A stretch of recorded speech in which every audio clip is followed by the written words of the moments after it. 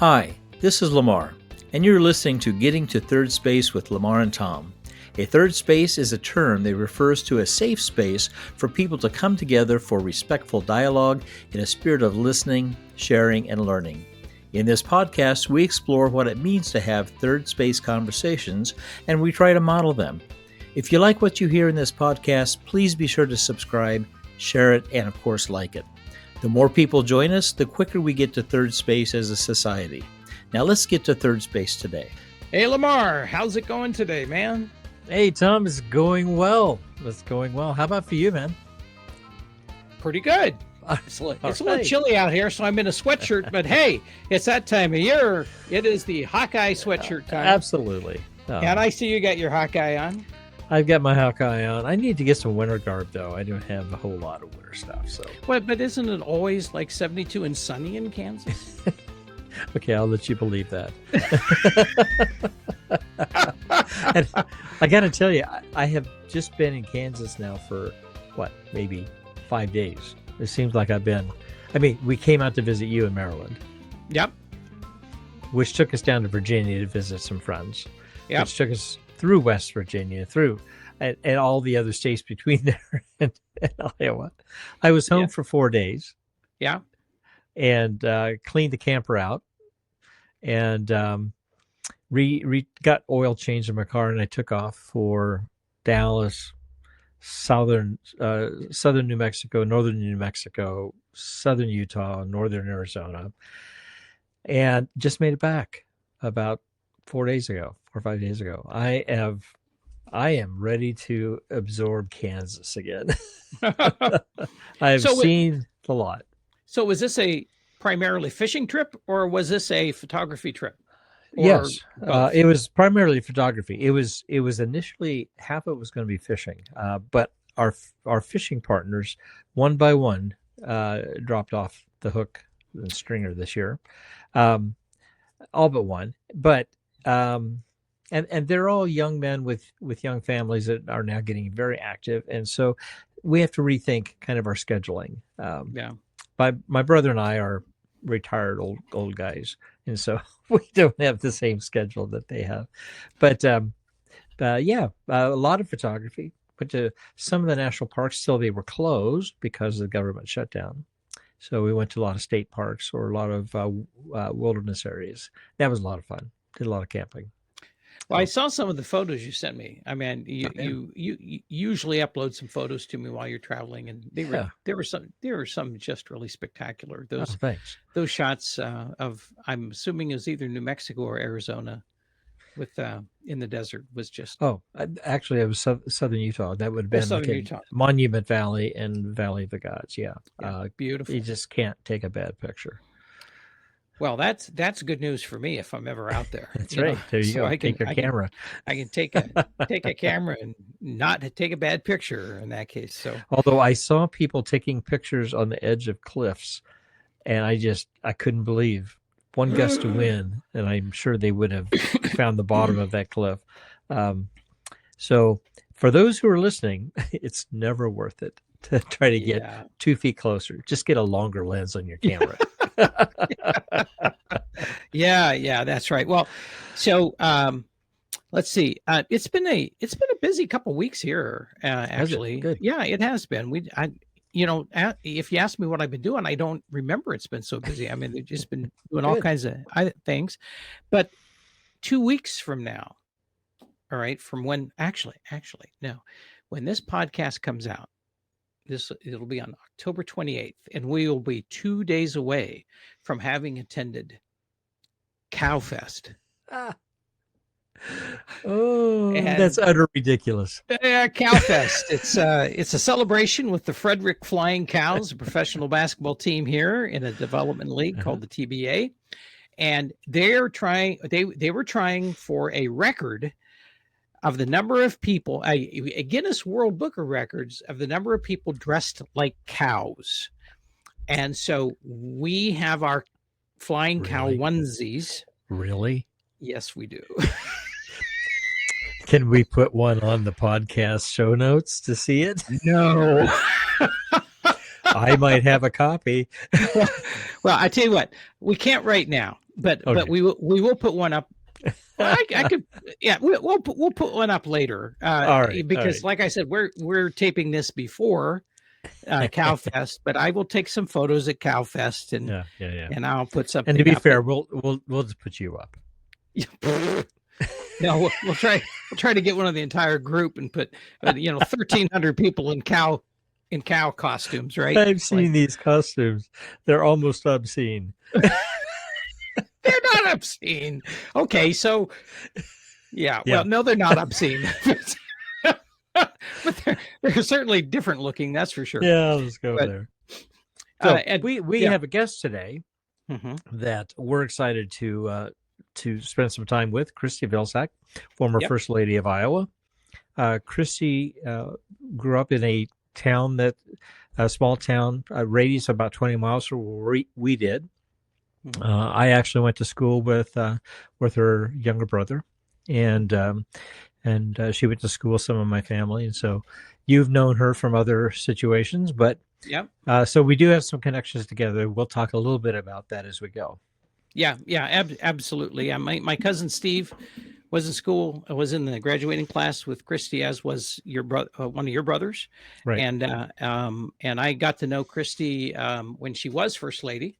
Actually, and we worked. She spent some time working in a field very similar to what I worked in, and so it's really been nice to follow her career and the career of her husband, Governor Tom Vilsack, whom, if people recognize that name, they also know that he was Secretary of Agriculture in both the Obama and Biden administrations. Yes. So and we are just so delighted. Yeah, and actually, we did get the gift basket on time. Yes, and it was unique this year. Yeah, I mean this interview is unique. We sent what, if you're from Iowa, you will understand this. We sent Sturzing's potato chips. Yes, that's right, and dip. That's right. I mean, it could be argued that we are the dips, but no, we actually sent dip. With the potato chips, right? And actually, Christie's hanging out in the green room now. She is. That's right. That's right. So let's get her out here. We should probably open that door and let her out of there. So all right, here we go.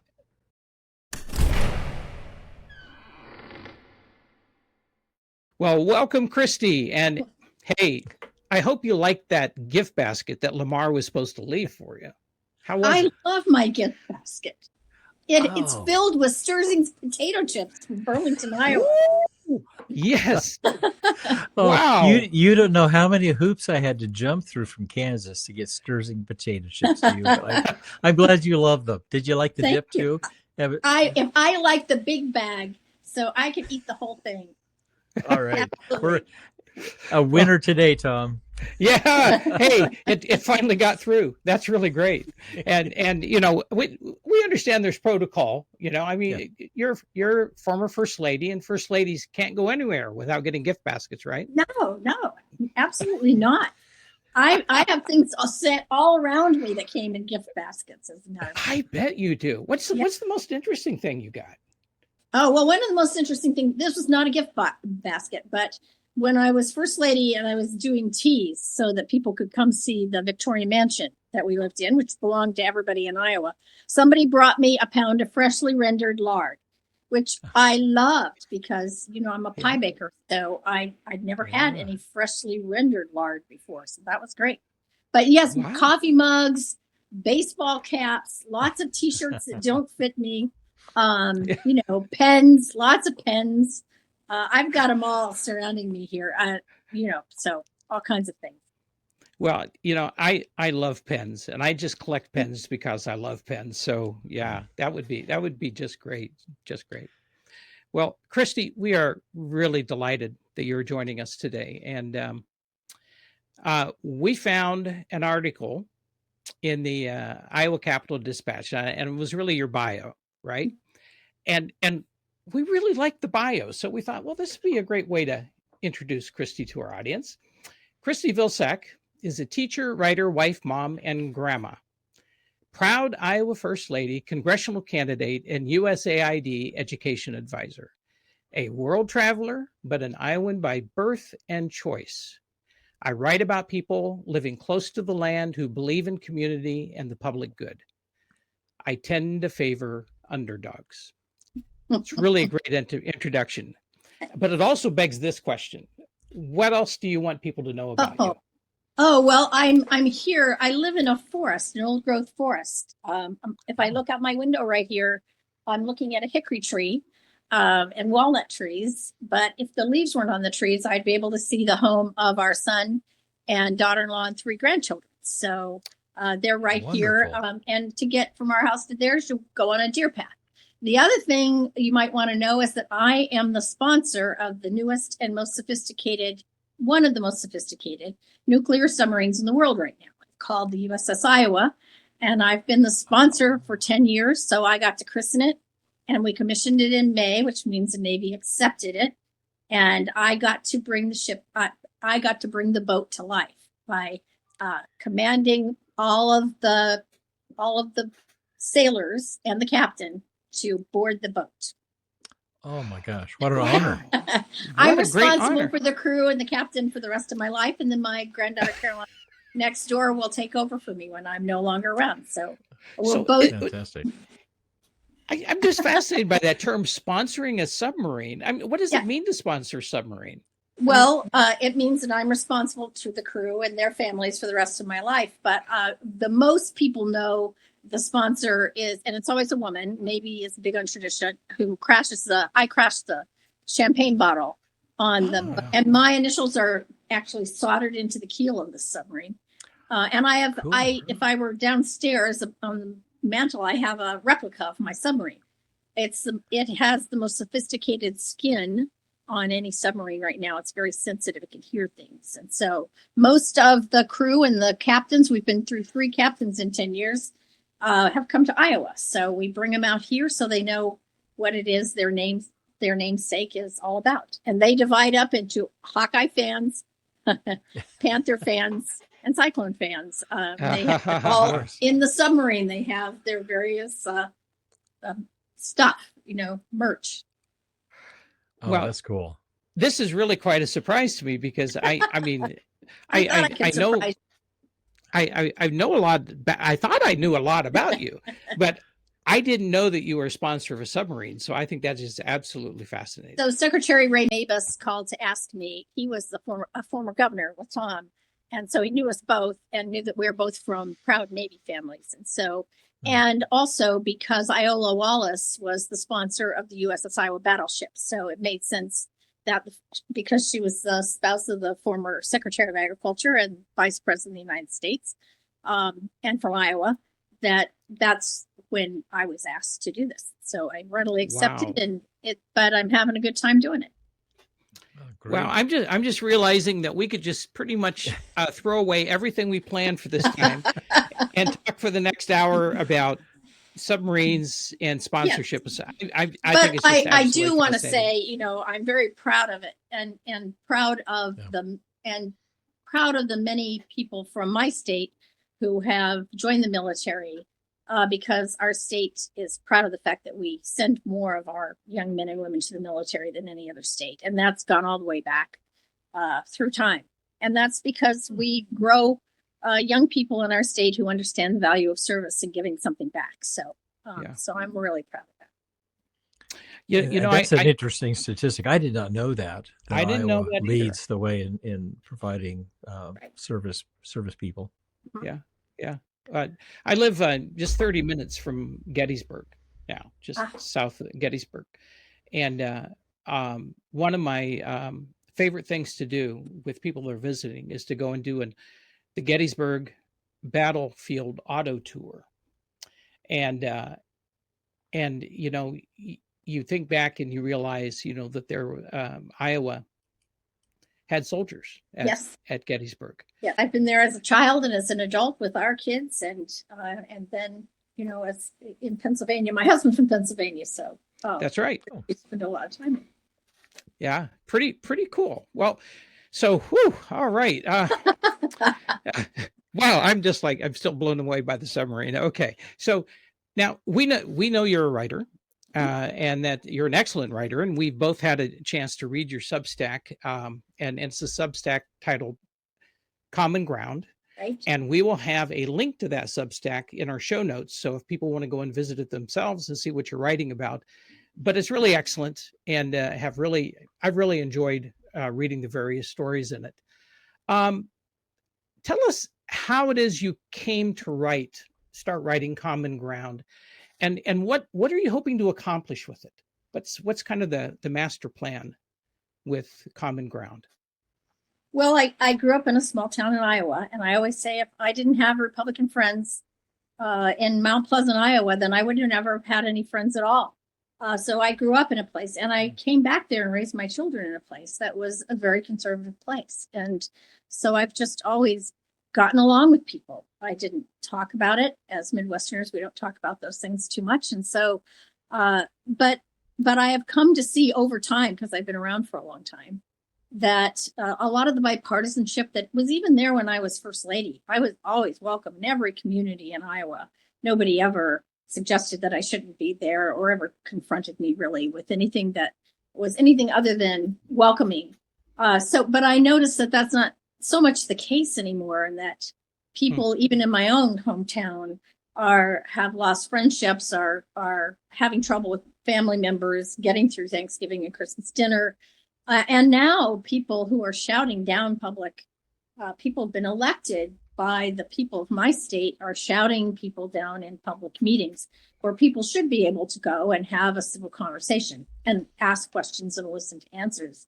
So for me, Common Ground is an attempt to pay attention to those people who are working really hard, maybe not in the public eye. They don't have a profile like mine, or people a lot more powerful than I am, who are still trying to practice democracy and are still trying to get along, and who are working across those lines. Because I think that's really important for people to understand, because people come to me often and they want to know what they can do.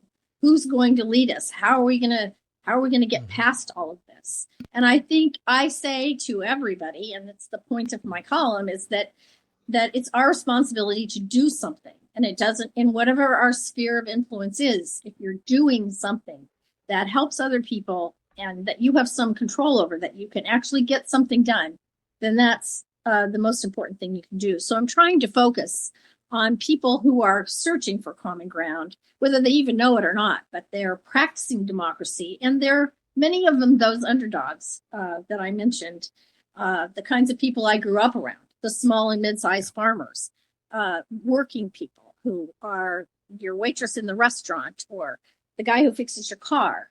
These are the people I grew up with, right? So I went to college to a whole different place. And so the people I knew in college and the people I grew up with are living in two very different worlds right now. And so I'm trying to highlight those people who are practicing democracy every day.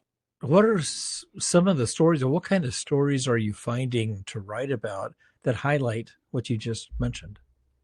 Well, there are sort of the high profile people, which maybe we'll talk about, like Governor Cox, who has created Disagree Better. But it's more likely that you'll find in my column people like Cindy Jones, who I've known for a long time, and Kathy, who is also in a care center with her outside of Des Moines.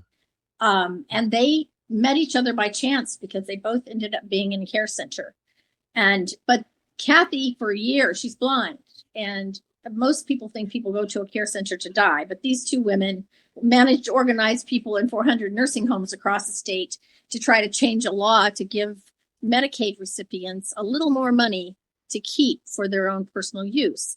And the two of them got together by chance when Cindy moved into this care center. Kathy had been working for 10 years to try to change a law.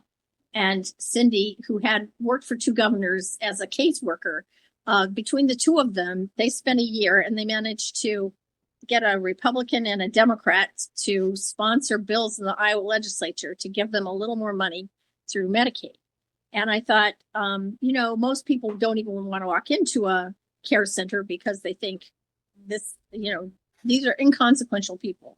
But they have proved that you can have a very a great life and still make a difference every day, no matter who you are. And the little Fenton Public Library up in northern Iowa, when all of a sudden the county board of supervisors decided to take their money from all of the libraries in Kossuth County, and these people decided to fight back. And I titled that one, this woman said to me, "We can't lose one more thing. We've already lost the elevator. All we have left in this little town is the cafe, which has great tenderloins, by the way, and the public library." And these guys had decided that they were going to take their money without telling the 13 small town librarians in the county at a Monday night meeting. And as things happen, somebody overheard them talking about this in the courthouse, called the librarians. And before the weekend was over, they had 100 people at that meeting, even though there are only 200 people in Fenton, the next Monday evening. And all of the people in the audience, just regular citizens, educated the county board of supervisors as to why it was important to have a public library in a small town.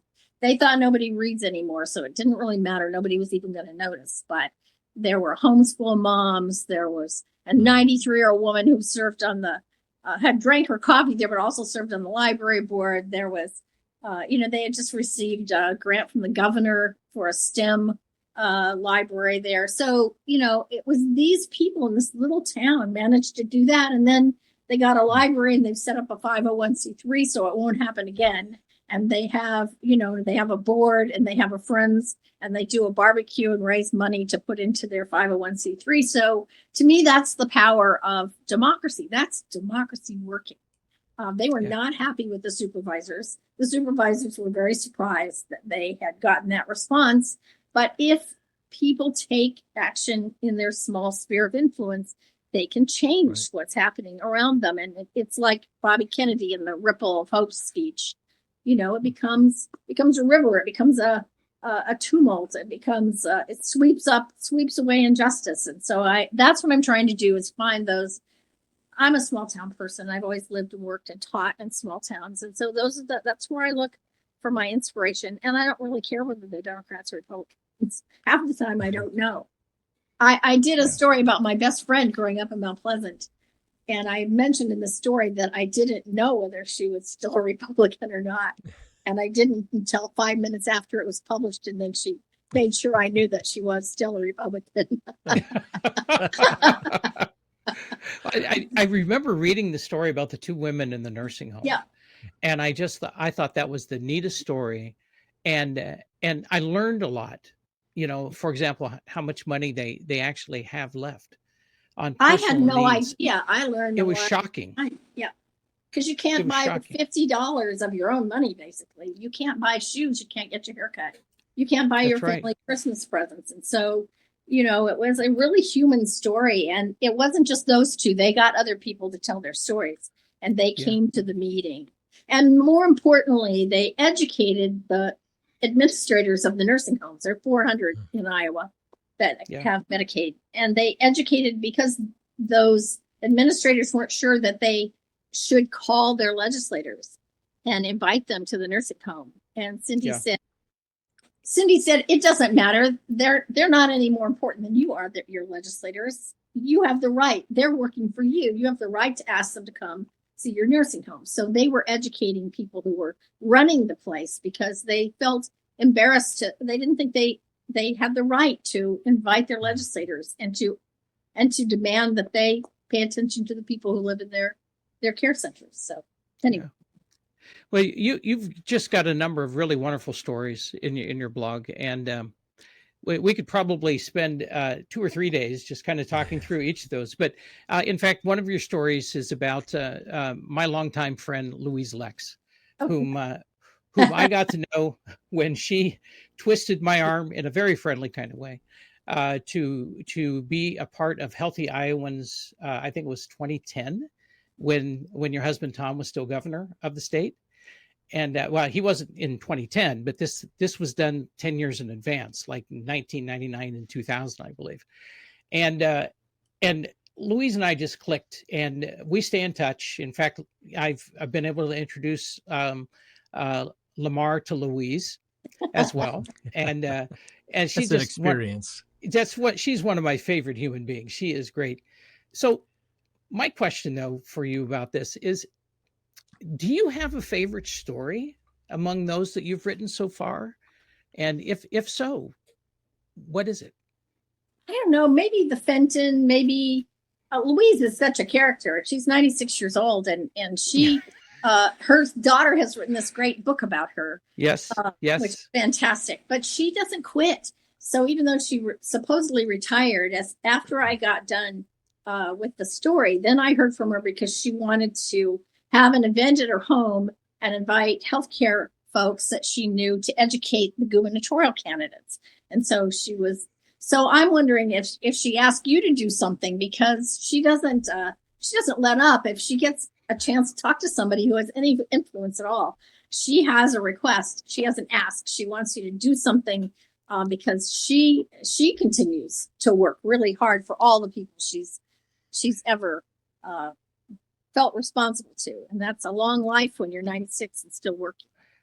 Yeah, and you're absolutely right about her. I mean, she just doesn't stop, and she's one of the sweetest personalities, and she, I think, has mastered. She absolutely has mastered the ability to find a way to connect and work with people across the political spectrum. Right, she absolutely does. If you are going to help her get done her agenda, which has to do with healthcare for all people, then she's willing to work with you, which is great. Yeah. She is one of a kind. She really is. So, well, thank you. She's my role model for how to continue working and aging, just to never quit. Oh, that's really funny. She's mine too. That's, I mean, she is incredibly inspiring. After she retired, I got this one-line email from her, and she said, "Tom, I just learned from some folks at AFSCME that not only am I the oldest Iowa state employee, or was I the oldest Iowa state employee, I was the oldest state employee in the country." Yeah, I think they put her on the front of the magazine or something, the AFSCME magazine. Oh, that could be. Oh my gosh, I got to look it up. Yeah. Tom here. Getting to third space is always free. We love doing this, and it is a labor of love we hope makes the world a better place. We don't ask you for money, but we do ask you to help us grow our audience. Hit the like button, share the podcast, and subscribe yourself. All of these will help us grow. Thanks.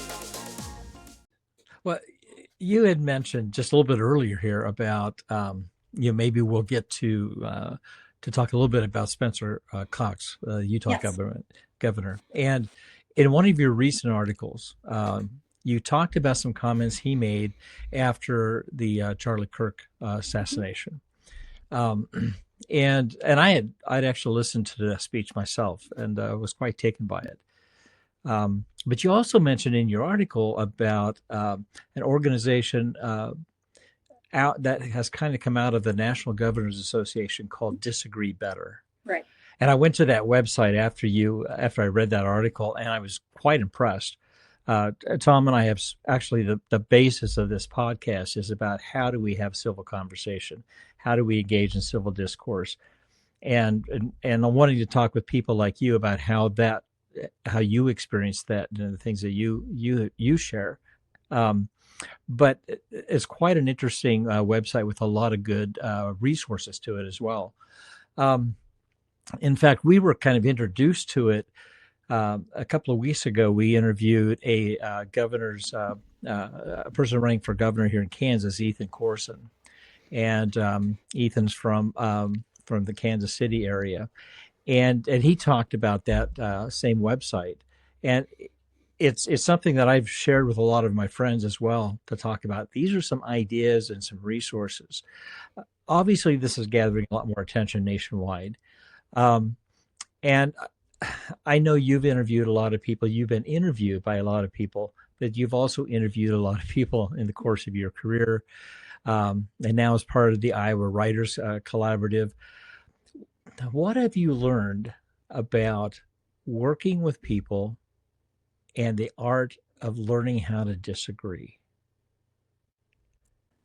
Well, I think, and I am not a very good listener because I'm a storyteller and I like to talk. So I have to practice listening to people.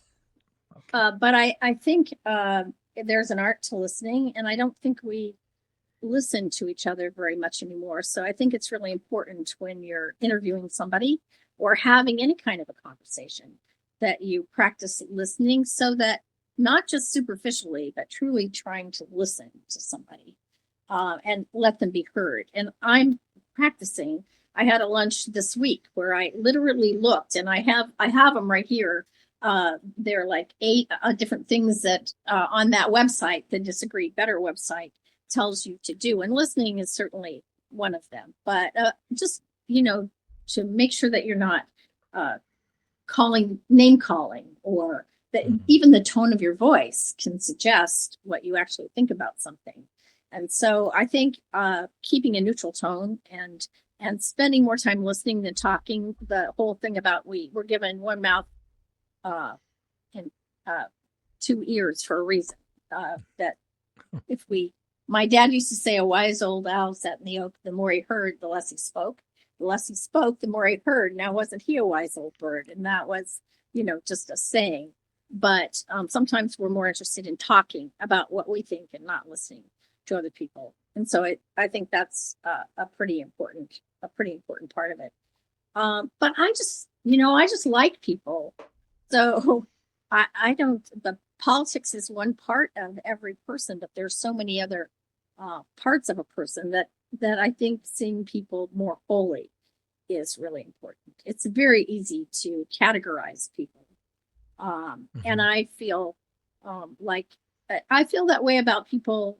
Even when I went to college and coming from Iowa, I always just felt like people categorized people from Iowa in a certain way. And I was always hoping that I could, that they would get to know me well enough to think I was just one person, that you can't just lump people together and stereotype people at all. So that I try to take that into any interview. And as an 8th grade teacher, I guess I use those skills as well. 8th graders aren't the most easy people to deal with. And I believe that you have to have a certain kind of decorum. My husband came home not too long ago. He was speaking at a Chamber of Commerce event, and they handed out ahead of time a list of guidelines for how you should behave at this event and what would happen if you didn't. And that really got me started. That's what led to the article about Governor Cox, because I said, well, I wonder if they do that at school boards, because we've had all these rowdy school board meetings in Iowa in the last couple of years.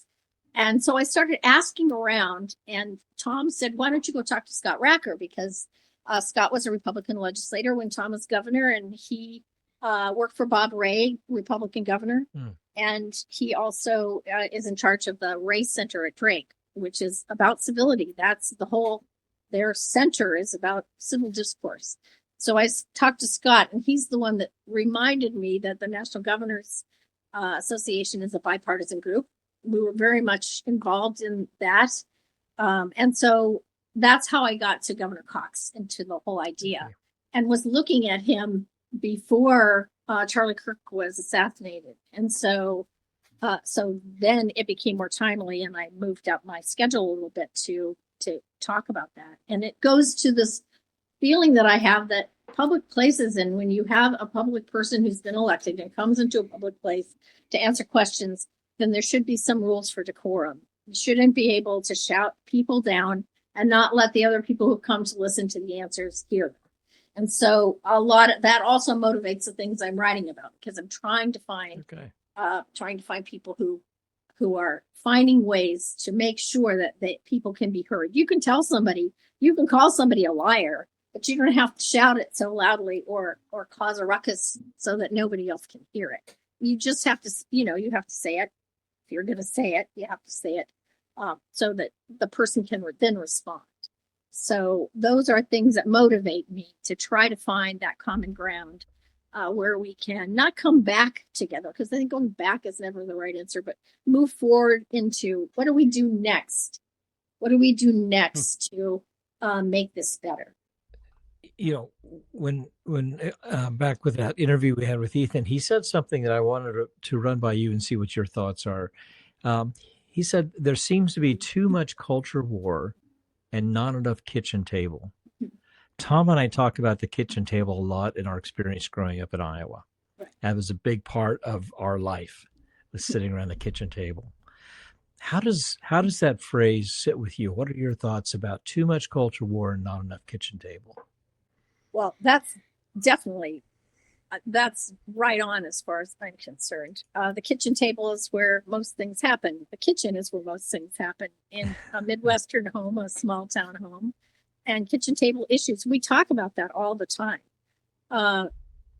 It seems to me that if political folks who are running for office are not talking about issues that affect everybody in a room, whatever room they're in, if they're in their high school cafeteria or at a football game or at Hy-Vee at the grocery store, if you're not talking about issues that affect everybody in that space, all of us, that's what I mean by kitchen table issues. Are the everyday issues that affect all of our lives. Most of the social issues do not necessarily affect our lives every day.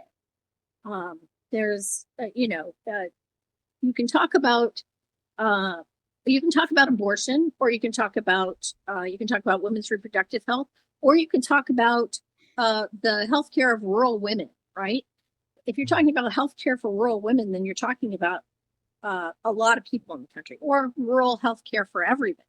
How do we maintain our hospitals, as opposed to women or a very specific reproductive health?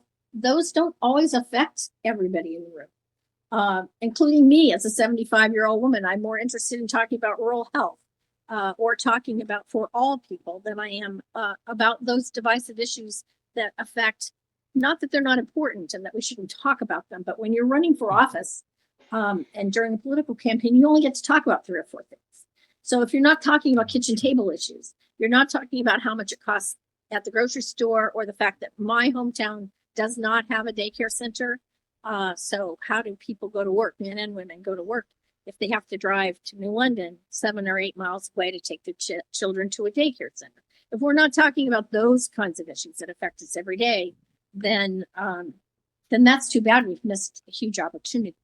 If we're not talking about small and mid-sized farmers, because there are 1.7 million of them, as opposed to big ag, and I'm not even sure what that means. That's another example of putting a bunch of people into a category and castigating them for who knows what. So I get a bee in my bonnet about these things, because I think there are kitchen table issues.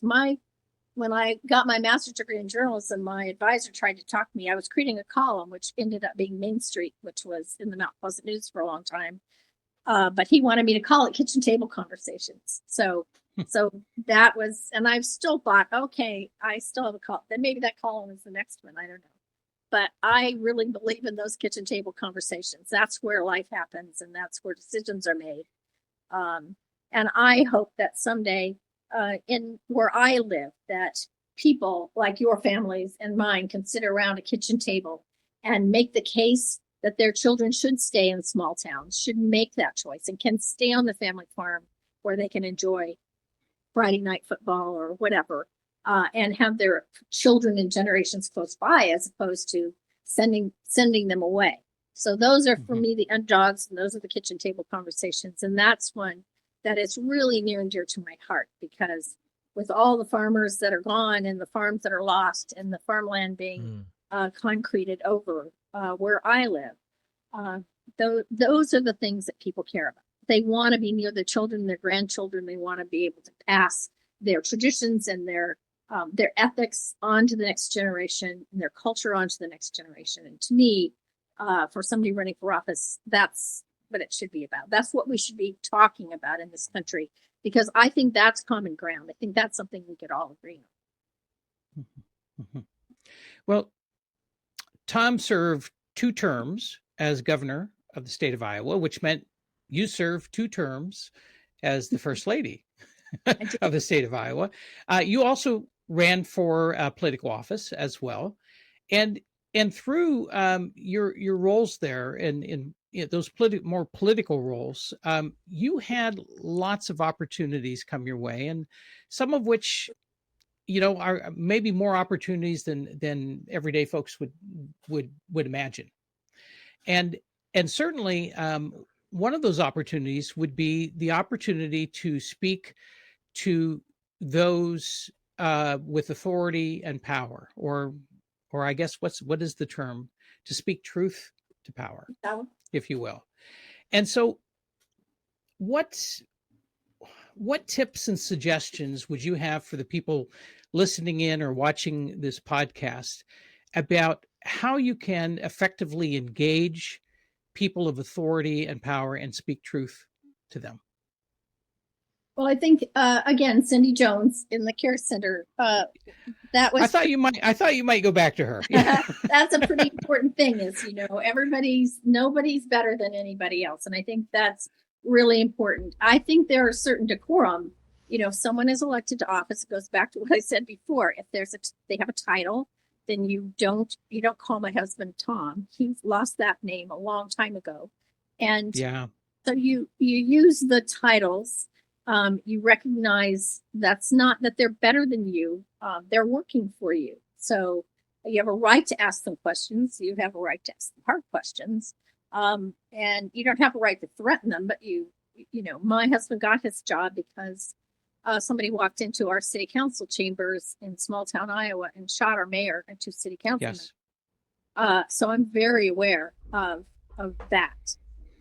You don't have the right to threaten somebody and their families, but you do have a right to certainly question, and you need to exercise that right. We get to vote, but we also get to ask questions of the people who are elected to represent us, and we get to ask questions of the people who are in positions of authority, whether it's the person who's in charge of your church, or your superintendent of schools, or the board chair of some public, some place that's getting public money. You have the right to ask those questions. That's why we have the First Amendment. We all get to express our opinions. And as a journalist, and as a teacher, and as a citizen, that's the right that I care about most. So I think people need to exercise it, and they don't need to apologize ever for speaking up in a public forum, or writing a letter to the editor, or putting something online, as long as again you use certain decorum, so that you're not keeping other people from talking or listening, or so that you're not making the person not want to answer your question. If you're yelling at somebody, it makes the person not want to answer, and you don't really have a chance to get your answers. But as an 8th grade teacher, I if you're dealing with 13-year-olds, you have to have rules. Robert Fulghum wrote about that book about all the things you needed to know you learned in kindergarten. And that's so, right. So there's certain decorums I think it would be good if we can continue to practice. And as I said, I always felt very welcome. And one of the things I did, though, this speaks to common ground, is that Iowa has 563 public libraries. And I've always been a proponent of public libraries. I grew up going to the Carnegie Library in my hometown and came back to my hometown to live. So I used that library for 48 years, still go there. But anyway, so public libraries are the word public is a word that's important to me. And public libraries are places where I could go. I've been to over 500 libraries in Iowa, and I could go to any town in Iowa and go to their public library, and people would come. And I never knew if they were Democrats. Some of them would come up and tell me, whisper to me before I left if they were a Democrat or a supporter. But for the most part, it was 3 or 4 generations gathering in the library to tell stories. And we talked about telling family stories and about literacy and how important that was. And we celebrated literacy. It was something that didn't used to be something that was controversial. Librarians didn't used to be controversial. They were, they were the libraries are the souls of our communities. So I could go to any town in Iowa and talk about that. And I didn't plan it that way. I didn't think, this is a place to go. I just did it because I believed in libraries. I wanted to support them. And in doing so, I realized, oh, these are places where people still come together in a bipartisan fashion. They're not coming to see me as a Democrat. They're coming to see me because they love books and they want their kids to learn to read and to grow up being good citizens, right? So I still think public libraries serve that purpose all over the country. And we could, I'm really in favor of preserving them for that purpose. Anything public is important to me. Could I ask a follow-up question on the decorum thing? Sure. So, while we were preparing to talk with you in this podcast, I was wondering, how do we refer to your husband? That's a good question. Yeah, there's an answer. So I looked it up, and it said that it could either be Governor Vilsack, it could be Secretary Vilsack, right? And what I learned was that the honorific would be Governor Vilsack, right? Because that was an elected position, and the other was an appointed position. Correct? Yeah. Is that right? So, all right. Have we breached decorum by referring to him as Tom? Did you call him Tom? Yeah. You're your homeboy, right? You're from, okay. All right. No, that's okay. Good. Okay. No, that's okay. That's not a problem at all. People call him in Iowa. Everybody calls him governor, right? Yeah. But you are the proper way, I guess, is the last whatever you were last elected to, and so that was governor. But if he's out in the world, then people often refer to him as secretary because they just don't. Interesting. If he's on the coast or in Washington, they call him secretary. If he's at home, they call him governor. If he's in Mount Pleasant, they call him Tom. or in Pittsburgh, right? In Pittsburgh. Yes. I do have to say, Christie, you gave this Tom an easy pass, and that's good. It's different, however, if you're talking to him, as opposed to if you didn't know him and you called him Tom, that is kind of, but it's different if you're talking about him. And if you're talking to me, I used to just call him governor because everybody else did, because it was just. Hi, this is Tom Klaus.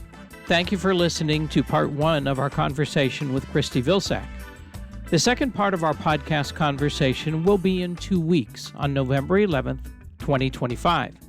Of course, if you are listening after that date, this bit of information is rather useless. Nonetheless, now that you've heard part 1, we hope you will tune in to part 2 of the conversation whenever you can. You know from this first part that Christie is a highly engaged guest with the heart of a storyteller.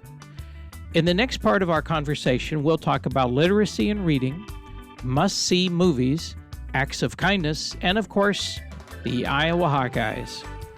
Whenever you finish listening to this first part, be sure to tune in to part 2 of our conversation with Christie Vilsack, writer, former First Lady of Iowa, nuclear submarine sponsor, and an Iowan by birth and choice.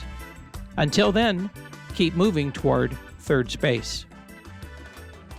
Powered by Riverside FM.